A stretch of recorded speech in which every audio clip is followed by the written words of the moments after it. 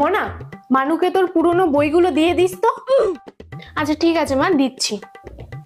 ও মা, আমি ওর বই ইউজ করবো না, আমার নতুন বই লাগবে। চুপচাপ এই বইগুলো নিয়েই পড়াশোনা কর। ভালো লাগে না।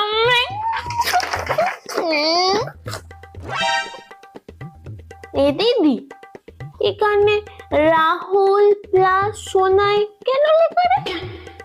আর এখানে লাভ ইউ।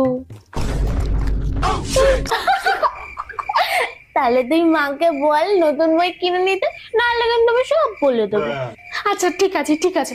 মা, মানুকে নতুন বই কিনে দিও। কেন, তোর বই থাকতে আবার টাকা দিয়ে বই কিনতে হবে কেন?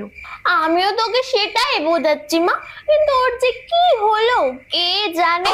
কারণ আমি আমার বই দেব না, তাই।